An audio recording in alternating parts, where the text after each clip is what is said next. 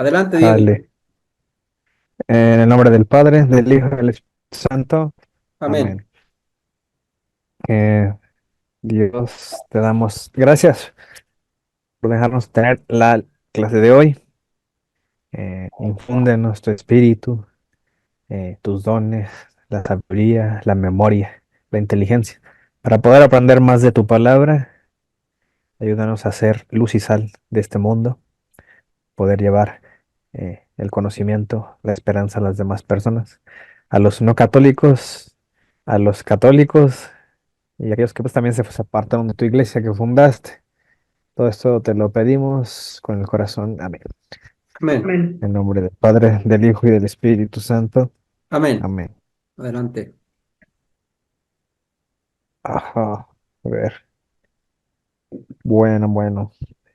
Quedamos que eh, el día de hoy vamos a comenzar a ver la alianza con Jesús, pero un poquito antes de los evangelios está el periodo que mencionábamos de los profetas, ¿no? Pero haciendo un repaso de todo lo que hemos visto, desde el primer libro de la Biblia, que es el Génesis, vimos tres alianzas, la de Adán, Noé y Abraham.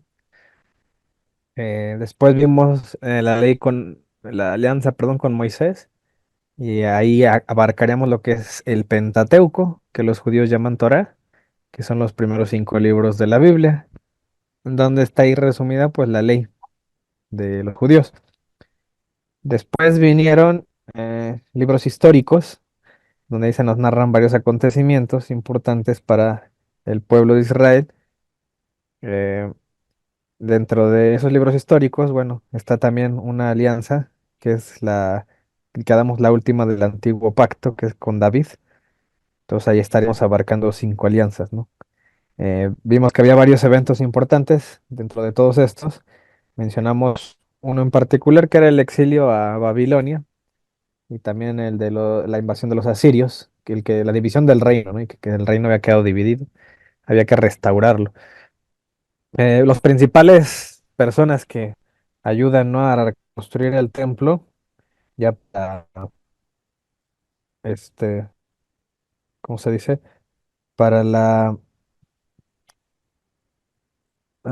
para tratar, ¿no? De reunir, ¿no? El rebaño que se había dispersado, fueron Nehemías, Esdras y Zorobabel, ¿no? Por eso están estos libros. Entonces, ya después vinieron otros personajes en la historia importantes que están aquí. em, y en ese periodo en el cual estuvieron en exilio durante y ya después de regreso, quedamos que ahí fue un periodo en el cual Dios manda profetas, en donde hay una reprensión de por qué se portaron mal y desobedecieron, pero también hay mensajes de esperanza de parte de los profetas de que pues iba a haber cumplimiento del reino davídico, va a venir alguien, ¿no? Y ahorita vamos a ver cómo ya había pues mensajes, ¿no? Bueno, lo hemos visto desde el Génesis, que ya se anunciaba la llegada de un Salvador, ¿no? Entonces, bueno, hay más libros en la Biblia, están estos, los sapienciales, los poéticos, la mayoría de ustedes ya los conocerán, digamos divididos por género literario o clasificados de esa manera serían estos, y todos estos que son los de los profetas. Hoy vamos a ver esta parte, a los profetas. Bueno, la tradición los menciona como profetas mayores, a lo que sería Isaías, Jeremías, Ezequiel y Daniel, porque son los profetas que más escribieron, son los libros más grandes. Serían los profetas mayores y los profetas menores serían el resto. Entonces, bueno, ahí en la escritura judía, eso le llaman los Nebim, ¿no? Los profetas, y los Ketubim, los demás escritos, que serían el resto. Entonces, pues vamos a ver esto del nuevo pacto en los profetas, cómo lo fueron anunciando. Eso sería como el preámbulo, la anunciación del Mesías. Ellos van a hablar de una nueva alianza que viene, que no va a ser como las otras, y ahí van a mencionar algunas características de ese Mesías. Hay profecías que sí son tal vez ya muy, digamos, explícitas en el sentido de que ya eran consideradas que hablaban del Mesías, y hay otras que tienen sentido hasta que viene Jesús, ¿no? vemos que se referían al Mesías, ¿no? Cuando tal profeta dijo esto, bueno, si Jesús lo vivió y le dio cumplimiento a eso que dijo tal profeta, con razón el profeta lo dijo, ¿no? Se refería a él. Entonces le dan sentido, ¿no? Y ya después de los profetas, que acaba ahí el Antiguo Testamento, ya sigue el Nuevo Testamento. Ustedes ya lo conocen muy bien.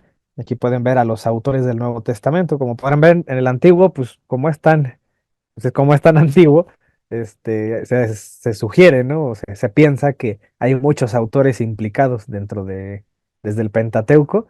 Hay varios que escribieron los libros a lo largo de mucho tiempo, muchos años. Y ya del antiguo pacto, es decir, de Cristo para adelante, pues ya los autores son más conocidos, ¿no? Son los apóstoles o las personas que siguieron a Cristo. Digo, llama la atención porque eh, algo que el protestante normalmente hace, digamos, con su visión de sola escritura y solo la Biblia es la autoridad, como que tiene en mente el protestante que Dios tenía en mente un libro, ¿no? Dijo, voy a hacer un libro para que ahí se guíen todos. ¿No? La verdad es que esa no era la mentalidad de Dios. El plan de Dios original, según la carta de Efesios, en el capítulo 1, es una iglesia. Ese es el proyecto de Dios, hacer una iglesia, para que esa sea la luz, ¿no? La voz profética. Entonces, ¿por qué lo digo? Porque Jesús, si de verdad la escritura fuera tan importante para Dios, que fuera su plan, no, o sea, Cristo hubiera dejado un evangelio donde él lo hubiera escrito de puño y letra, ¿no? Hubiera dejado alguna carta, algún escrito, y Cristo no escribió nada, y cuando manda a los apóstoles a predicar, no les dijo, vayan y escriban, les dice, vayan, bauticen, ¿no? Y enseñen todo lo que yo les he enseñado. Y ya la escritura viene mucho después, porque no era tan importante en ese momento, de lo importante era la tradición oral, vayan y prediquen. Entonces, desde ahí ya uno puede ver, eh, por eso los autores, pues son los apóstoles, ¿no? Y ni siquiera son los 12 apóstoles los autores, ¿no? Todos los 12. Por ejemplo, aquí tenemos a Marcos y Lucas, que son una segunda generación de apóstoles, ¿no? Ellos no caminaron con Jesús dentro de los 12. Lo más probable es que no lo hayan hecho mientras Jesús estaba, pero sí, por ejemplo, Marcos estuvo acompañando a Pedro y Lucas a Pablo, ¿no? Eso sí, se les menciona. Y Mateo y Juan sí eran de los 12 apóstoles que estaban ahí, y Juan, bueno, de los que más escribe, pero sí estaba, digamos, dentro de los 12. Y tenemos que, de hecho, una buena parte del Nuevo Testamento la escribe Pablo o son escritos que recogen de Pablo o se le atribuye su autoría. Y Pablo ni siquiera caminaba con los 12, ¿no? Estaba, Pablo, bueno, pues tuvo ahí, como menciona Hechos 9, tuvo su revelación, pero aún así se le catequizó, ¿no? Tuvo que asistir a los apóstoles y acudir a ellos. Tenemos aquí también al apóstol Santiago, hay una carta de él, hay dos de Pedro, primera y segunda de Pedro. También Juan escribe, aparte del Evangelio, escribe estas tres epístolas, primera, segunda y tercera de Juan, y el Apocalipsis lo escribe también él. Y Judas escribe ahí una carta. Entonces, esa es la estructura. Uno podría pensar, ¿no? Y cuestionarle a un protestante que defiende tantísimo la escritura. Pues entonces lo demás, los otros apóstoles que faltan, Bartolomé, Felipe, que ellos no predicaban la palabra de Dios. No, pues que sí. Entonces, ¿por qué no quedó por escrito? ¿No? O sea, si tan importante es lo escrito, ¿por qué no quedó ahí una carta de ellos? Bueno, pues porque precisamente la tradición es la que recogió esto y esto es lo que sobrevivió, ¿no? De lo escrito, digamos. Lo demás quedó transmitido oralmente y lo custodia la Iglesia Católica. No lo puede custodiar la iglesia de ellos, porque la iglesia de ellos no tiene historia, ya fue fundada apenas.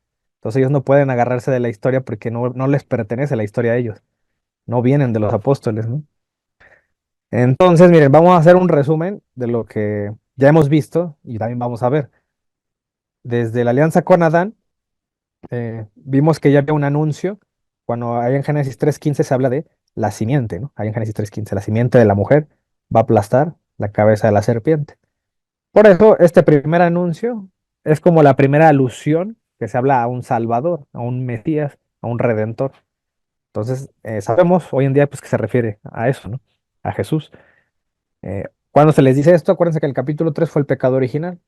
Entonces, cuando Dios menciona este protoevangelio o primera buena nueva, eh, es en ese contexto de que cometieron un pecado, va a haber alguien que va a redimirnos de ese pecado. Entonces ahí entra el pecado de la humanidad.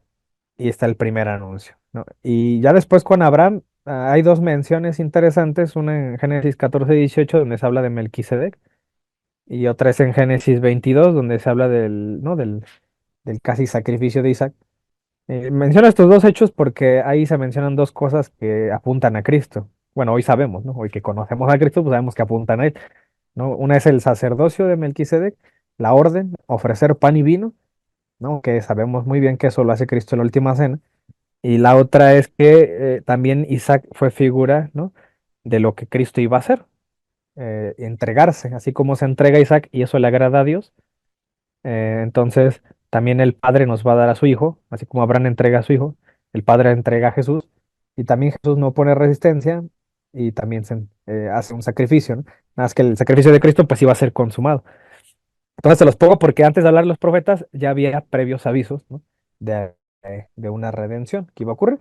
Y otra cosa es que también cuando iban al monte Moría al hacer el sacrificio de Isaac, acuérdense que Isaac le preguntó a Abraham, que dónde está el cordero y Abraham le contesta, ¿no? Que Dios proveerá el cordero, que se ha tomado también como una profecía de que Dios iba a dar ese cordero, tanto para Moisés, ¿no? En la Pascua, como también aplica en Cristo, que es el cordero de Dios. Y esa aplicación de cordero de Dios es algo que va a hablar mucho el apóstol Juan.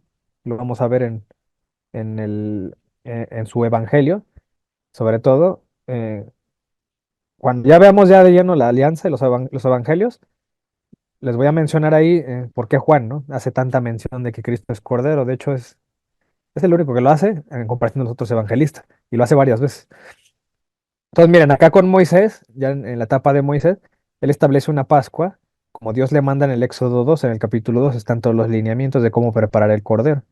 Y quedamos que este es el cordero, ¿no? Así como lo preparaban. Lo extendían en forma de cruz. Quedamos que esto también iba a ser figura de lo que iba a ser la crucifixión de Cristo. También vimos que les dio el maná en el capítulo 16, que es un pan del cielo, un pan celestial. Entonces, esto iba a ser figura de la Eucaristía según Cristo, el mismo Cristo lo compara, ¿no? Se compara a sí mismo con el maná, ahí en Juan 6, a partir del verso 30 en adelante, menciona que Él es el verdadero pan. No es como el maná que se lo comieron y esa gente murió, sino que Él es el verdadero pan, ¿no? Ya es figura de esto también de la Eucaristía. Y también cuando forma la alianza, un poco antes de recibir las tablas de piedra, ya en el Éxodo 24, Moisés ya hace un pacto ahí, ¿no? Con el pueblo y les rocía de sangre, que eso también iba a ser figura de la sangre que iba a ofrecer, o iba a hacer mención Cristo ahí en la última cena, su cuerpo y su sangre. Y también hay en el libro de Levítico una de las liturgias interesantes ahí que se les menciona a los sacerdotes que tienen que hacer, que también yo creo para la otra sesión les voy a platicar bastante acerca del maná, el pan de la presencia y demás elementos que ya los mencioné cuando hablé de la Eucaristía.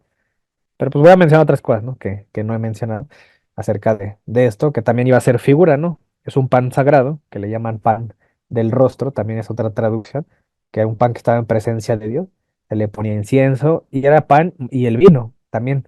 Entonces era como un sacrificio incruento que hacían los sacerdotes, un ofrecimiento a Dios, y era el pan más, era la ofrenda más sagrada del templo.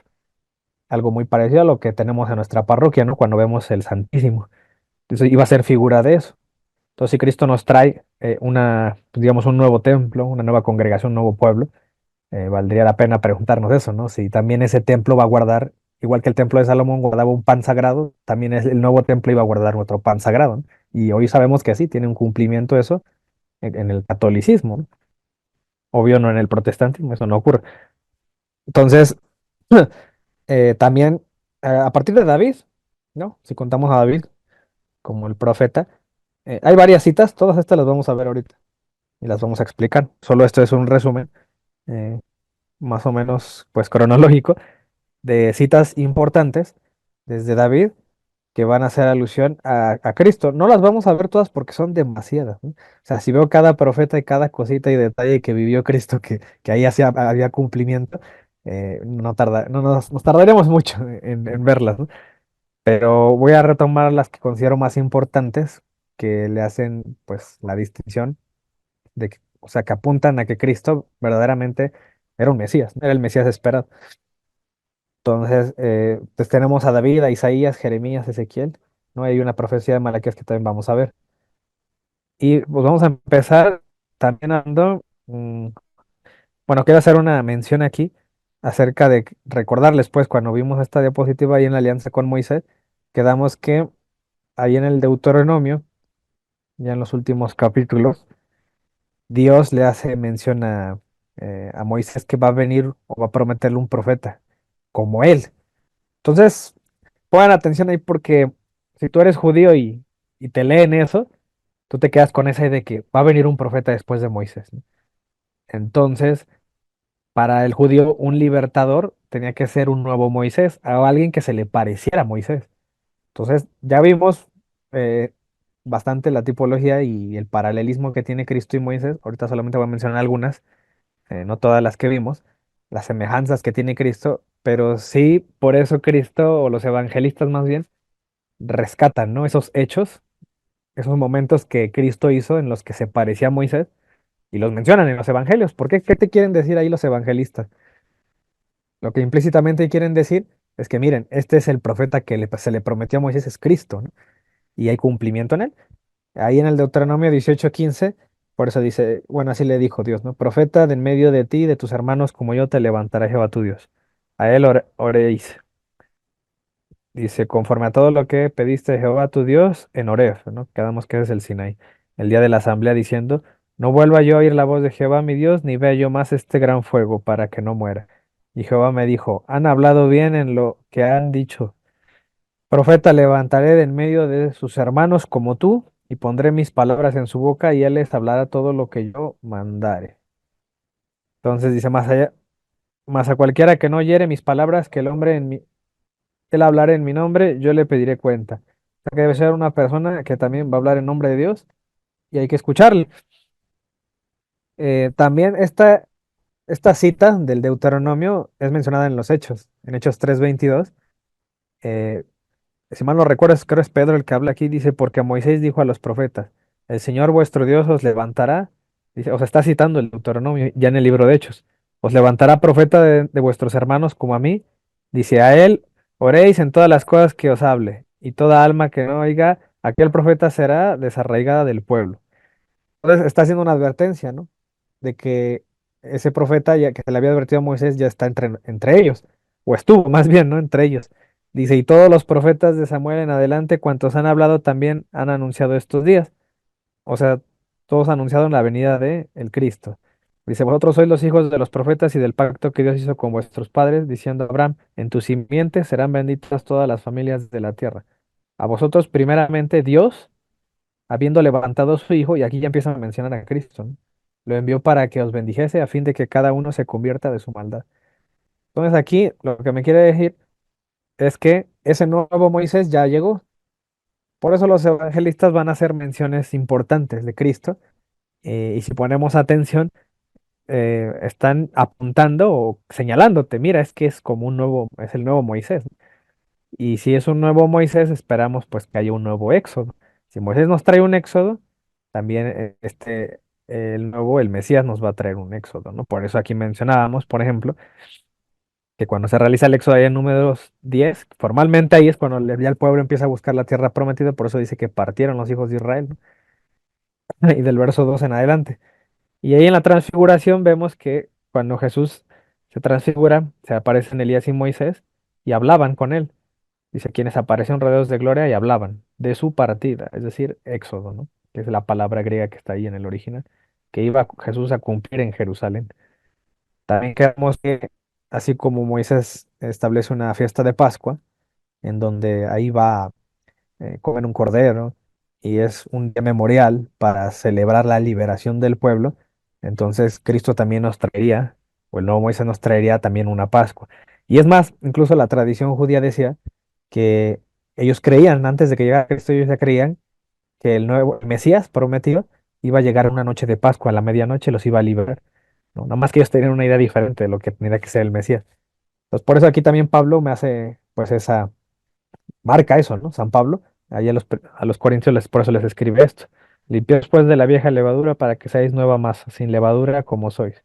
Porque nuestra Pascua, que es Cristo, o sea, según los apóstoles, como digamos representados aquí en San Pablo, Cristo es la Pascua. Ya fue sacrificada por nosotros, así que celebremos la fiesta, ¿no? Entonces Cristo así nos trae la Pascua. También había una creencia, ¿no? De que el Mesías les iba a traer también un nuevo maná, iba a hacer llover maná otra vez del cielo, ¿no? Porque aquí, por ejemplo, en Éxodo 16, es cuando dice: Jehová dijo a Moisés: "He aquí yo haré llover pan del cielo, y el pueblo saldrá y recogerá diariamente la porción de un día". Y aquí tenemos a Cristo haciendo mención de ese mismo maná, de ese milagro que hizo Moisés, pero ahora se refiere a él mismo como ese pan. Dice: "Yo soy el pan de vida, vuestros padres comieron el maná en el desierto y murieron. Este es el pan que desciende del cielo, para que el que de él come no muera. Yo soy el pan vivo que descendió del cielo". Ahí en Juan 6 menciona eso. Entonces, ¿por qué se los pongo? Porque el judío tenía una tradición también, y tenía expectativas del Mesías. Y aquí solo quiero enmarcar que esas expectativas sí las cumple Cristo, en la gran mayoría, ¿no? De las expectativas que tenía el judío. Entonces, así como Moisés trae una ley, ¿no? Por ejemplo, ahí en Éxodo 34 es cuando ya se le dan las tablas que van a guardarse en el arca a Moisés, ¿no? Dice: "Escribió las tablas del pacto, los 10 mandamientos". Y así como Moisés recibió la ley en un monte, en el monte ahí Sinaí, bueno, pues Cristo en el monte, en el sermón del monte, también da una ley. Y lo curioso es que Jesús menciona muchos puntos de esos 10 mandamientos, él los menciona. Fue dicho a los antiguos: "No matarás", pero yo os digo, ¿no? Y empieza a explicar el mandamiento como lo entendían ellos, pero él le agrega, ¿no? O él tiene esa autoridad, ese atrevimiento, ¿no? Lo podrían ver así los judíos, de agregarle algo más al mandamiento, ¿no? O sea, se les dijo: "No matarás", pero yo les digo, ¿no? Y aquí, y me menciona varios puntos, ¿no? No puse todos. Por ejemplo, aquí les dicen, no, en el verso 27: "No cometeréis adulterio, pero yo os digo", ¿no? "No perjurarás, pero yo les digo". También se les dijo: "Ojo por ojo y diente por diente", pero yo les digo, ¿no? Y les menciona el amor a los enemigos. Entonces, Cristo ahí le da una perfección a estos mandamientos. Y también es importante mencionar que no retoma todos, ¿no? En el Éxodo 20, por ejemplo, está: "Guardarás el sábado". Aquí Cristo no les dice, se les dijo guardar el sábado, pero ahora guarden el domingo, ¿no? O sea, Cristo no dijo eso, pero se sobreentiende que sí fue así porque los apóstoles guardaron el domingo, ¿no? Entonces, tal vez no hay un versículo explícito de eso, pero sí hay versículos donde vemos que el guardar el domingo, ese cambio de día de reposo, ¿no? O sea, sí tenemos un reposo, nada más que ya no es el sábado o el séptimo día, sino el primero, ¿no? También, a partir del nuevo pacto, los apóstoles instituyen eso, ¿no? O lo dejan como tradición. Y bueno, entre otros, ¿no? Por ejemplo, no les dijo, que no tendrán imagen o escultura, ¿no? Pero yo os digo, ¿no? O sea, tampoco retomó ese. Al parecer, la economía de las imágenes cambió, a partir de Cristo, ¿no? Porque ahora Cristo, según Colosenses 1:15, pues Él es la imagen visible, ¿no? No teníamos imagen de Dios, según el Deuteronomio 4:12, no tenemos imagen de Dios, pero ahora sí tenemos imagen, que es Cristo, ¿no? Toda la cosa ahí cambia. Entonces ahí quien tiene esa autoridad, ¿no? De discernir eso es la iglesia. Y bueno, también, en la nueva alianza, si Moisés nos trae un pacto, que aquí lo vemos formalmente, ya lo hemos mencionado esto, en Éxodo 24:8, ¿no? Que Moisés toma sangre del sacrificio que habían hecho y dijo: "Aquí hay la sangre del nuevo pacto que Jehová ha hecho con vosotros", ¿no? También Cristo hace algo muy semejante, y de hecho retoma casi las mismas palabras. Entonces, si es un nuevo Moisés, se instituye un nuevo pacto, ¿no? En Cristo toma la copa diciendo: "Esta copa es el nuevo pacto en mi sangre, que por vosotros se derrama". Bueno, entonces, eso nada más quería mencionarlo, porque ya se le había avisado a Moisés de un Mesías o un profeta, entonces el judío ya tenía expectativas. Y aquí, pues las más importantes que yo recalco es para que veamos que verdaderamente Jesús sí las cumple de acuerdo a los evangelios. Em, y ya entrando, bueno, después de Moisés, mucho después, cuando ya hablamos del tema de los profetas, pues hay varias cosas que se dicen, ¿no? Que tuvieron una aplicación en Cristo. Por ejemplo, Isaías. Ahorita vamos a ver solo los versículos que hablan del nuevo pacto que vendrá. Dice: "Yo Jehová te he llamado", ahí en Isaías 42:6. "En justicia y te sostendré por la mano. Te guardaré y te pondré por pacto al pueblo", dice. Por pacto al pueblo, por luz de las naciones. Y aquí lo que les había dicho la vez pasada, cuando vimos la Eucaristía, era que, estaba interesante que le dice a una persona, te pondré por pacto. No dice, pondré pacto, ¿no? O haré un pacto a través de ti. O sea, como que apunta que el pacto es una persona, no es un objeto, ¿no? Como normalmente se hizo con Moisés. O sea, iba a tener esa diferencia. Entonces esto pues no tiene mucho sentido cuando lo lees, porque no es a lo que uno está acostumbrado, ¿no? Si nos remontamos a ese tiempo. Pero pues así lo dice el profeta. Dice, para que abra los ojos de los ciegos, para que saques de la cárcel a los presos y las casas de prisión a los que moran en tinieblas. O sea que me habla de una liberación ahí. Es un Mesías también liberador. Mande. Y bueno, acá en Isaías 49 dice algo parecido. En el verso 8 de ahí en adelante, dice, así dijo Jehová, en tiempo aceptable te oí y en día de salvación te ayudé y te guardaré y te daré por pacto al pueblo, ¿no? Está hablando con alguien. Dice, te daré por pacto, para que restaures la tierra, para que heredes asoladas heredades, para que digas a los presos salir, ¿no? Y menciona otra vez este elemento de liberación.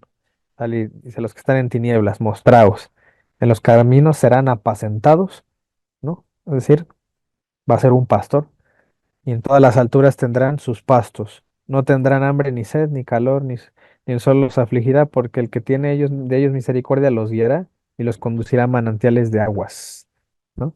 Yo creo por eso también es la mención esta, ¿no? De que el que vaya a él, beberá, ¿no? De manantiales de agua viva, ¿no? Le dice a la samaritana ahí en el pozo. Entonces ya Isaías me hablaba de la mención de un pacto que es una persona, ese pacto.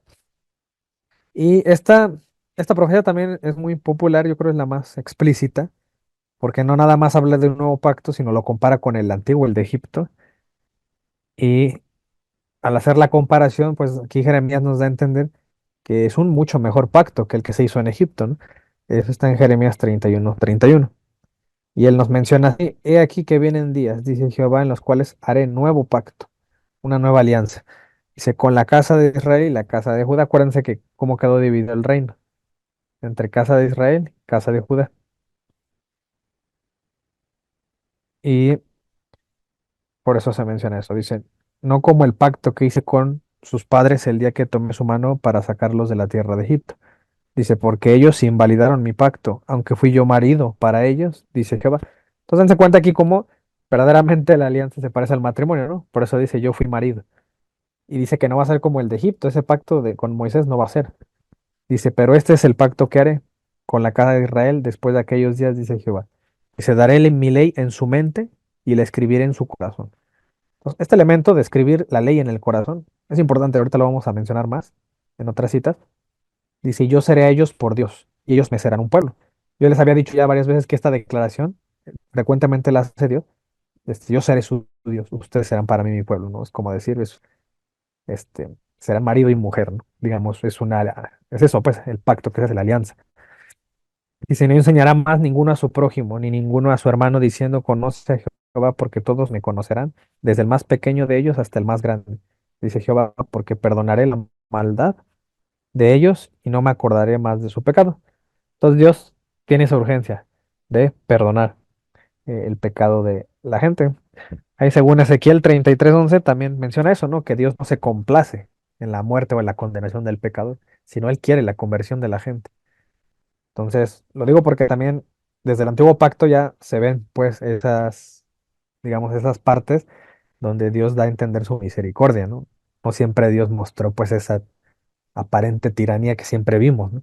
Sino Él busca la conversión, pero el pueblo pues también, digamos que no se dejaba, ¿verdad? No era muy dócil que digamos a la alianza. Entonces, fíjense que ahí, en cuanto a esta cuestión de que dice, le escribiré en su corazón, está hablando de la ley. Hay un salmo que habla también de eso. Salmo 40, del 6 al 8. Dice, sacrificio y ofrenda no te agrada. Has abierto mis oídos, holocausto y expiación no has demandado. Entonces dije, he aquí vengo, en el rollo del libro está escrito de mí. El hacer tu voluntad, Dios mío, me ha agradado. Y tu ley está en medio de mi corazón. Recuerden que también los salmos también profetizaban. David eh, fue profeta a través de sus salmos. Nos dio muchos mensajes que aplicaron a Cristo. Vamos a ver varios hoy. y ya mencionaba de una ley, pues, que estaba en el corazón de ellos, que es una característica del nuevo pacto. Por ejemplo, hay Ezequiel 36, esta cita la mencionamos mucho mencionar el bautismo. Ezequiel 36, 25, por eso dice, esparciré sobre vosotros agua limpia y seréis limpiados de vuestras inmundicias y de todos vuestros ídolos os limpiaré. Y aquí viene otra vez la misma mención, os daré un corazón nuevo y pondré espíritu nuevo dentro de vosotros y quitaré de vuestra carne el corazón de piedra y os daré un corazón de carne y pondré dentro de mí, vosotros, mi espíritu. Entonces Dios tiene intención, ¿no?, de infundir su espíritu. Dice, haré que andéis en mis estatutos y guardaréis mis preceptos y los pongas por obra. Entonces, con razón, Pablo, cuando me habla de la alianza o la ley de Moisés contra versus la ley de Cristo, menciona esto, ¿no? Dice, siendo manifiesto que soy carta de Cristo expedida por vosotros, escrita no con tinta, sino con el espíritu, ¿no? Por eso dice, infundiré mi espíritu. Entonces dice, no en tablas de piedra, es decir, no era como antes con la ley de Moisés, sino en tablas de carne del corazón. Esto lo menciona en la segunda carta a Corintios. Entonces hace otra vez esta mención de una ley o una alianza, un pacto que está en el corazón de la gente. Ezequiel es otro profeta que habla del pacto, pero él lo menciona como pacto de paz. Ezequiel 34:25 dice, y estableceré con ellos pacto de paz, y quitaré de la tierra las fieras, y habitarán en el desierto con seguridad, y dormirán en los bosques. También menciona ahí en el capítulo 37, el verso 26 en adelante, algo parecido. Y haré con ellos pacto de paz, y es un pacto perpetuo será con ellos. Y los estableceré y los multiplicaré y pondré mi santuario entre ellos para siempre. Esto es importante porque el santuario conocido hasta ese momento pues era el templo de Salomón, ¿no? Aquí habla de que va a haber un santuario en ellos. Dice, estaré en medio de ellos mi tabernáculo y seré a ellos por Dios. Y otra vez la declaración, ¿no? Seré para ellos Dios y ellos serán mi pueblo. Y sabrán las naciones que yo Jehová santifico a Israel, estando mi santuario en medio de ellos. Entonces significa que vamos a ser morada de Dios, ¿no?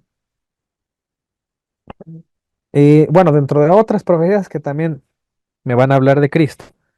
Por ejemplo, tenemos ahí en Mateo. Recuerden que Mateo es uno de los 12 apóstoles y al parecer, por cómo está escrito su evangelio, es muy probable que el destinatario de Mateo fueran los judíos. ¿Por qué? Porque el Evangelio de Mateo es el que más está lleno de alusiones al antiguo pacto. Es decir, tal parece como que Mateo escribe para personas que él presupone ya conocen la escritura, por lo tanto le escribe a los judíos, ¿no?, que ya conocen su escritura, su historia, su ley. Por eso, como que hace mucho énfasis Mateo en comprobar, ¿no?, su evangelio y dice, y constantemente dice evangelio, perdón, dice el evangelio de Mateo, o Mateo dice, para que se cumpliera en la escritura tal, ¿no? Menciona algo de Cristo, dice, para que se cumpliera en la escritura tal, y cita, ¿no?, a algún profeta. Entonces ahí está lleno de citas del antiguo pacto con Mateo, precisamente para la gente que conoce la antigua alianza. Entonces, ahí cuando empieza el capítulo 2 dice, cuando Jesús nació en Belén de Judea, en días del rey Herodes, vinieron de él al oriente a Jerusalén unos magos. El rey Herodes se turbó y toda Jerusalén con él, y convocados todos los principales sacerdotes y los escribas del pueblo, les preguntó dónde había de nacer el Cristo. Ellos le dijeron, en Belén de Judea. O sea, ¿no?, aquí dice, porque así está escrito por el profeta. Y aquí ya en una, que es la que se cita ahí en el Evangelio de Mateo. Entonces, fíjense cómo eh, la gente ya sabe eso. O sea, por eso les decía, hay profecías que para el pueblo ya eran claras, que hablaban del Mesías, ¿no? Hay otras que quedaron más claras hasta que Cristo viene, que se aplicaban en él. Entonces, de acuerdo a la gente de ese tiempo, ya sabían que tenía que nacer en Belén. ¿Por quién? Por Miqueas. Por eso ahí en el capítulo 5 verso 1 dice esto, Miqueas, pero tú, Belén, Efrata, pequeña para estar entre las familias de Judá, de ti me saldrá el que será Señor en Israel. Y sus salidas son desde el principio, ¿no?, desde los días de la eternidad, pero los dejará hasta el tiempo que dé a luz la que ha de dar a luz. Y el resto de sus hermanos se volverá con los hijos de Israel, ¿no? Está hablando de una restauración. Y él estará y apacentará con poder de Jehová, con grandeza del hombre de Jehová de su Dios, morarán seguros, dice, porque ahora será engrandecido hasta los fines de la tierra. ¿no? Por eso dice, será engrandecido tu nombre, ¿no? Le decía a David y a Abraham. Entonces ese cumplimiento viene en Cristo. Y aquí digo, una cosa que también resaltaría es que habla del Mesías, dice, sus salidas son desde el principio, desde los días de la eternidad. Es decir, que el Mesías es alguien que siempre ha existido. Por lo tanto, estamos hablando de Dios, ¿no? Se le menciona así, por eso se le pone Señor con S mayúscula. Entonces ahí se destaca la cualidad divina del Mesías, que siempre ha estado. Por eso cuando tenemos diálogos acerca de la Trinidad y los compañeros unicitarios no nos dicen que Cristo nada más existió desde que se encarnó en María, sabemos que no es cierto. Aquí se menciona que Cristo existe desde los días de la eternidad, ¿no? Y aparte, pues si eso le agregas que el verbo estaba con Dios, o sea, no estaba ahí solito, es una sola persona, sino está con Dios, entonces pues sabes que ahí hay dos personas que comparten la misma naturaleza, ¿no? De ahí viene nuestro credo. Y también otra mención que hay que hacer que no creo que sea casualidad, ¿verdad? Es que Belén, el significado de Belén es casa del pan. Entonces, ¿de dónde viene Cristo? De la casa del pan. ¿Por qué? Porque de ahí es el pan de vida, ¿no? Que nos viene, que es Cristo, según Juan 6. También Isaías mencionaba algo del nacimiento de Jesús. Esto lo vimos la vez pasada y en Isaías 9:6 en adelante. Dice, porque un niño nos es nacido, y aquí es una de las profecías de la natividad o la navidad. Dice, nos es nacido, hijo nos es dado y el principio sobre su hombro. Y se llamará su nombre admirable, consejero, Dios fuerte, Padre eterno, príncipe de paz. Vean todos los títulos que le da, ¿no? Dice, lo dilatado de su imperio y la paz no tendrán límite sobre el trono de David y sobre su reino, disponiendo y confirmándolo en juicio y en justicia desde ahora y para siempre. Y también el nacimiento virginal de Cristo, ¿no? Es una profecía de Isaías. Por eso el Evangelio de Mateo, cuando habla de esto, de la anunciación, dice, y dará a luz un hijo y llamará su nombre Jesús, porque él salvará a su pueblo de sus pecados. Todo esto aconteció para que se cumpliese lo dicho por el Señor por medio del profeta cuando dijo, he aquí una virgen concebirá y dará a luz un hijo y llamará su nombre Emanuel, que traducido es Dios con nosotros. Y otra vez destaca la naturaleza divina de ese Mesías, que va a nacer, se va a encarnar. En Mateo 2:11, ahí tenemos la profecía del, ¿cómo se llama? De los Reyes Magos. Bueno, ahorita se los voy a mostrar. Bueno, se menciona ahí a los Reyes Magos, o a los magos de Oriente, pues mejor dicho.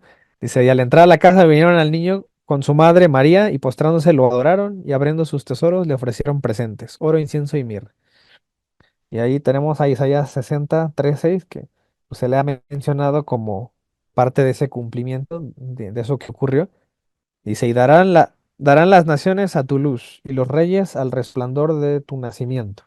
En el verso 6 dice, multitud de camellos te cubrirán, dromedarios de Madián y de Efa, vendrán todos los de Sabá, dice, traerán oro e incienso, y publicarán alabanzas de Jehová.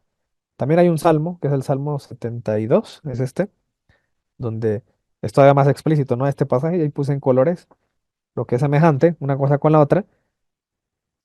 Dice ahí en el verso 10 en adelante, los reyes de Tarsis y de las costas traerán presentes, ¿no? Que es lo que hicieron los magos de Oriente. Los reyes de Sabá y de Seba ofrecerán dones. Dice, todos los reyes se postrarán delante de él, ¿no? Por eso dice, postrándose, todas las naciones le servirán. Eh, y ahí se menciona, ¿no? Le adoraron. Acuérdense que el servir siempre lo pensamos como dar culto. También en la Biblia puede ser traducido así, como dar culto, ¿no? O servir. Y bueno, la otra es la profecía de Jeremías, que de hecho hoy se celebra. Ajá. Les mencionaba que el día de hoy celebramos, ¿no? Bueno, no celebramos, conmemoramos a los inocentes, que es también algo que, eh, según el evangelista, se profetizaba, ¿no? Mateo, eh, que es una profecía de Jeremías. Ahí cuando se habla de esto, de que dice que Herodes, entonces, cuando se vio burlado por los magos, ven que había mandado a los magos para investigar y pues ya no regresaron porque sabían que quería matar al niño, Herodes. Y se enojó mucho y mandó matar a todos los niños menores de 2 años que había en Belén y en todos sus alrededores conforme al tiempo que había inquirido de los magos. Dice, entonces se cumplió lo que fue dicho por el profeta Jeremías cuando dijo, voz fue oída en Ramá, grande lamentación, lloro y gemido, Raquel que llora a sus hijos y no quiso ser consolada porque perecieron. O sea, ahí habla de crimen. Y también mencionamos que esto era algo parecido, ¿no? O algo que enfatiza el evangelista también para trazar el paralelismo que tiene con Moisés, que también nació en un contexto de una persona o de un rey, ¿no? O en ese caso un faraón, que también manda a hacer una masacre infantil. Entonces viven en el mismo contexto Moisés y Jesús. Em, También esta profecía es interesante porque el mismo Cristo es el que la menciona. Eh, Isaías menciona pues digamos, como estas señales acerca del Mesías, donde dice, ahí en Isaías 35:5 dice, entonces los ojos de los ciegos serán abiertos y los oídos de los sordos se abrirán. Entonces el cojo saltará como un ciervo y cantará la lengua del mudo, porque aguas serán cavadas en el desierto y torrentes en la soledad. El lugar seco se convertirá en estanque y el sequedal en manaderos de aguas. Y cuando a Cristo van los discípulos de Juan el Bautista y le preguntan si él eres el Cristo, ¿no? Por eso dice, para preguntarle ahí en Mateo 11, ¿eres tú aquel que ha de venir o esperamos a otro? Respondiendo Jesús les dijo, id y hacer saber a Juan las cosas que oís y veis. Y empieza a mencionar Jesús las palabras de estas, de Isaías 35:5, ¿no? O sea, les dice que vayan a avisar a Juan lo que ellos ven, los discípulos. Dice, y les menciona, los ciegos ven, los cojos andan, los leprosos son limpiados, los sordos oyen, los muertos son resucitados, y a los pobres es anunciado el Evangelio, y bienaventurado el que no hallase tropiezo en mí. Entonces es una manera de responderles con, pues, bueno, con la Biblia de ese entonces, ¿no? Que era el rollo de Isaías. Entonces, de manera implícita, y Jesús les está diciendo, pues, vayan y díganle a Juan que yo soy ese, que tanto han esperado, el Mesías. Hay otras menciones, de hecho, Isaías menciona bastante, anuncia bastante a Jesús, eh, y por eso le llaman, ¿no? El quinto evangelista a Isaías. Por ejemplo, Isaías 49:6 dice, poco es para mí que tú seas mi siervo para levantar las tribus de Jacob. Recuerdan que hay una mención que hace Jesús en el Evangelio donde dice que viene a restaurar las tribus, ¿no? Eh, para levantar el pueblo. Entonces aquí ya se mencionaba que alguien iba, dice, ¿no? Para levantar las tribus. Dice, y para que restaures el remanente de Israel, también te di por luz de las naciones, ¿no? Y ahí nos hace recordar lo que menciona Jesús, yo soy la luz del mundo. Dice, para que seas mi salvación hasta lo postrero de la tierra. Así ha dicho Jehová, Redentor de Israel, el santo suyo, el menospreciado de alma, el abominado de las naciones, al siervo de los tiranos, verán reyes y se levantarán príncipes y adorarán por Jehová, porque el fiel es el santo de Israel, el cual te escogió. Eh, la vez pasada mencionamos esta, ¿no? Que es la de Zacarías. También es otra como señal de que del Mesías y también por eso la gente se emociona ya. Digo, ya conocían a Jesús, ya llevaban un tiempo conociéndolo, ya sabían que hacía milagros, ya mucha gente había declarado que él era el profeta que esperaban, ya había varias personas que creían, ¿no? Que él era el Mesías y otros que a lo mejor estaban en ese proceso todavía. Entonces, por eso Jesús también hace esta figura que ya mencionamos la vez pasada, de que se sube a un burro, ¿no? Imitando a la entrada que hace Salomón cuando es proclamado rey, y también Jesús hace lo mismo. Y la gente le grita lo mismo, ¿no? Por eso dice ahí, y Jesús halló Jesús un asnillo y montó sobre él, como está escrito. Y aquí Juan nos menciona la profecía esta de Zacarías 9:9. Dice, no temas, hija de Sión, he aquí, tu rey viene montado sobre un pollino de asna. Eh, entonces, eh, pues aquí da cumplimiento, ¿no? A esta parte del, del Antiguo Testamento. Eh, esta, esta profecía es súper interesante.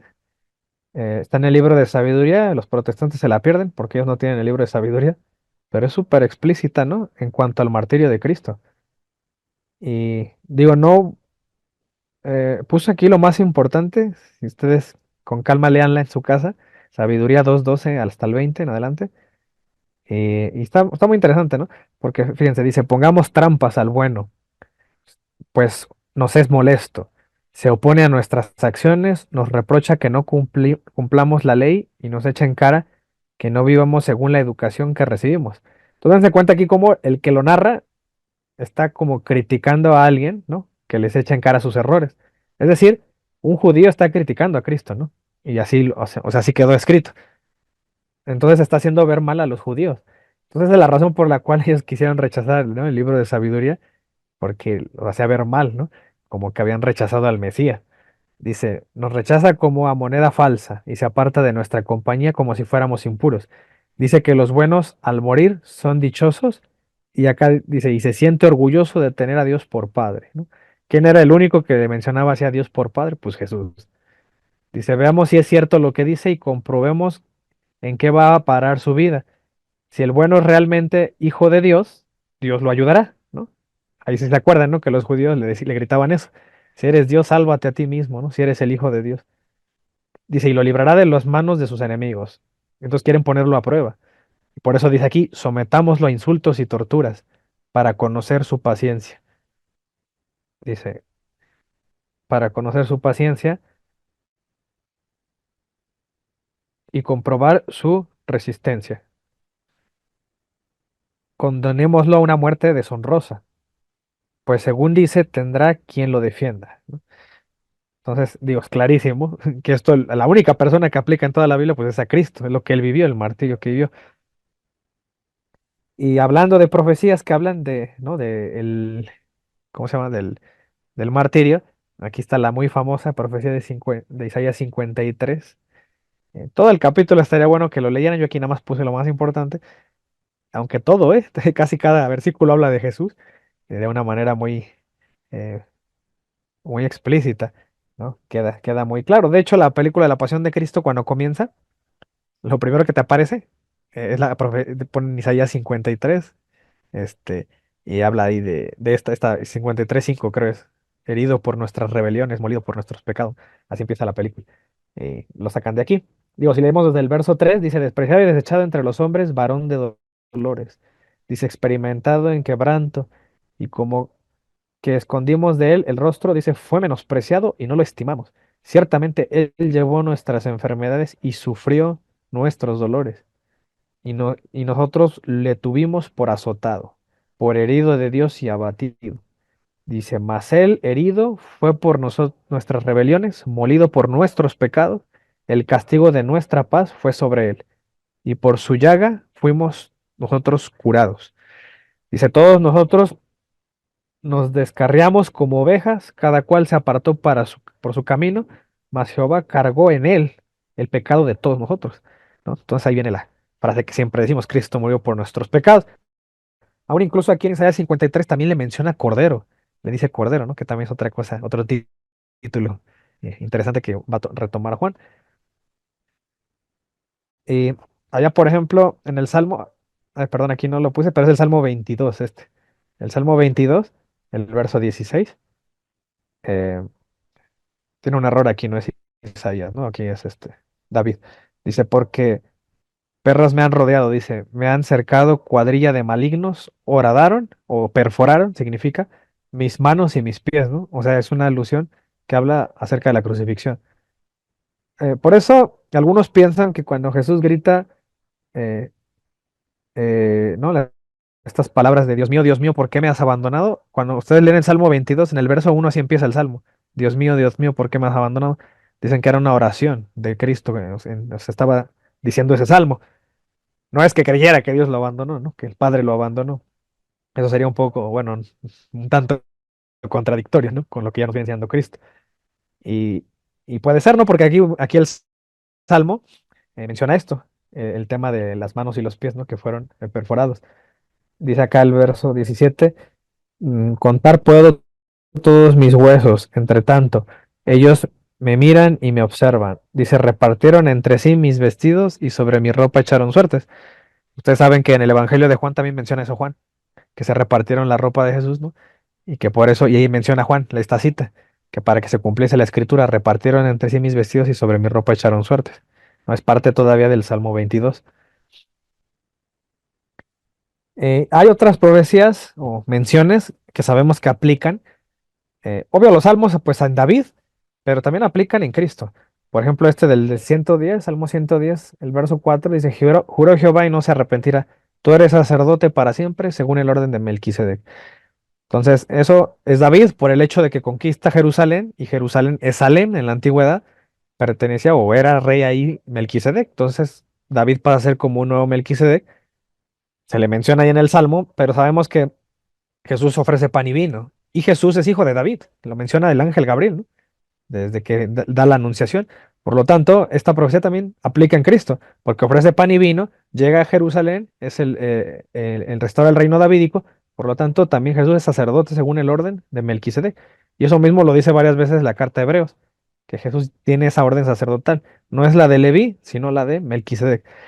Por ejemplo, ahí en el Salmo 116, ustedes, si estudian ahí la Pascua judía, la Pascua judía tiene unos himnos que cantan. Le llaman el pequeño Jalel o a salmos de alabanza. El pequeño Jalel es el Salmo 113 y a partir, ¿no?, de los otros salmos hasta el 118 le llaman el gran Jalel, que son alabanzas a Dios que se dan. Y por eso el Salmo 116, que forma parte de esas alabanzas, menciona esto, dice, ¿qué pagaré a Jehová por todos los beneficios para conmigo? Tomaré la copa de la salvación e invocaré el nombre de Jehová. Ahora pagaré mis votos a Jehová delante de todo el pueblo. Entonces, fíjense aquí, pongan atención, dice, ¿por qué? ¿Qué pagaré a Jehová por sus beneficios para conmigo? Dice, tomaré la copa de salvación. Acuérdense que en la cena de la Pascua, lo vamos a ver después, hay cuatro copas. La tercera le llaman la copa de la salvación. Ahora entienden por qué en Primera de Corintios 10:16 dice San Pablo, la copa de bendición que bendecimos, ¿no es acaso la comunión con la sangre de Cristo? Él menciona la copa de bendición, o sea que se refiere a la tercera copa, ¿no? Esa es la tercera copa la que Cristo levanta y que dice, esta es mi sangre, ¿no? Por eso aquí le ya menciona este salmo la copa de salvación. Habla de esa tercera copa que Cristo va a tomar y va a decir, esta es mi sangre, sangre de la alianza. Entonces, también, por ejemplo, Malaquías, en Malaquías 1:11, eh, y constantemente estas citas que les pongo se mencionan, de hecho, como plegarias eucarísticas. Cuando ustedes vayan a misa, pongan atención a eso. Hay un padre a una misa a la que voy que siempre menciona esto. Siempre dice este versículo, el 12, lo dice de memoria antes de entregar la Eucaristía, ¿no? También la de Malaquías la dicen mucho. Dice, porque desde que el sol nace hasta donde se pone, es grande mi nombre entre las naciones y en todo lugar se ofrece a mi nombre incienso y ofrenda limpia. Algunas otras traducciones dicen sacrificio puro. Dice, porque grande es mi nombre entre las naciones, dice Jehová de los ejércitos. Es decir, que va a haber un momento en que va a haber un sacrificio que se va a ofrecer en todo lugar, en todas partes. ¿Quién o cuándo? Pues es la Eucaristía, ¿no? Hay una iglesia, la única iglesia que proclama que hay un sacrificio para todos los tiempos, ¿no? A partir de Cristo, en adelante, en todo lugar. Y los protestantes dicen que se acabaron los sacrificios, ¿no? Entonces en ellos no aplica, solo aplica la profecía malaquíes en los católicos. Por eso decimos, ¿no?, que ofrecemos un sacrificio. Y hablando de sacrificios, es importante esta mención acerca de, yo siempre les hice énfasis cada alianza y les dije, miren, aquí hay sacrificio, sacrificio, y por eso les di el título de sacerdote a todos los mediadores de cada alianza. Por ejemplo, ahí en el caso de Adán y Eva, cuando, ¿no?, cuando Dios los reviste de pieles después de que pecan, ¿no? Ven que se vieron desnudos, tuvieron vergüenza, entonces les hace túnicas de pieles y los vistió. Ahí les había mencionado que Dios, ahí viene implícito, o el judío entiende que debió haber habido un sacrificio. O sea, Adán y Eva no murieron al instante de pecar, a pesar de que el pecado trae la muerte, pero murió alguien en su lugar, un animal probablemente del cual extrajeron las pieles.